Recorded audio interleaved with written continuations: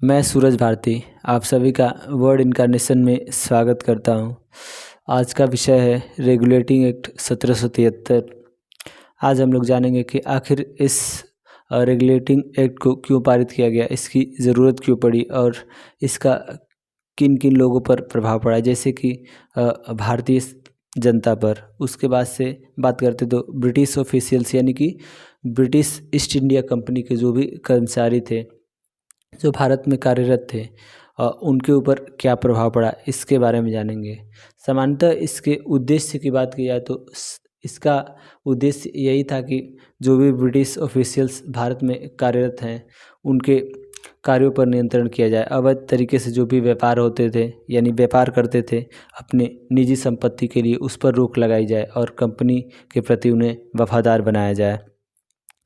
अब बात करते हैं इसकी विशेषताओं की, तो यानी कि लिखित संविधान की बात की जाए तो यह एक ऐसा संविधान था जिसके माध्यम से ब्रिटिश ईस्ट इंडिया कंपनी को संचालित किया जाना प्रारंभ किया गया, क्योंकि इससे पहले 1773 से पहले ऐसा कोई प्रावधान नहीं था लिखित प्रावधान नहीं था जिसके माध्यम से ब्रिटिश ईस्ट इंडिया कंपनी अपने शासन का संचालन करती थी। समय समय पर वह स्वेच्छाचारी भी हो जाती थी, जिसका भारतीय इतिहास में वर्णन है।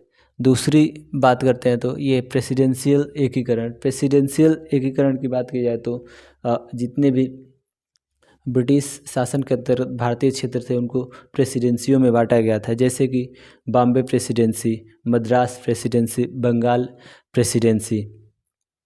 इसका एकीकरण किया गया और इन सबको बंगाल प्रेसिडेंसी के अधीन किया गया। इस एक्ट के माध्यम से मद्रास प्रेसिडेंसी और बॉम्बे प्रेसिडेंसी, इसको बंगाल प्रेसिडेंसी के अंतर्गत किया गया। दूसरी चीज़ है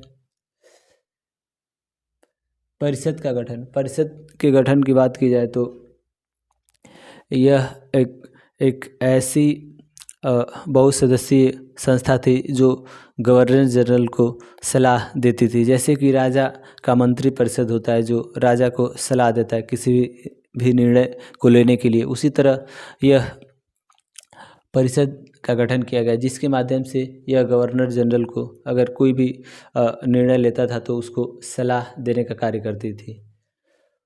अगला पॉइंट है सुप्रीम कोर्ट की स्थापना, यानी कि 1774 में कोलकाता में सुप्रीम कोर्ट की स्थापना की गई। इसके अधिकार क्षेत्र की बात की जाए तो बिहार, बंगाल, उड़ीसा, यानी इन तीनों क्षेत्रों में जो भी अगर कोई भी विषय या कोई भी विवाद होता था तो इस कोर्ट के माध्यम से उन सभी समस्याओं को सुलझाया जाता था।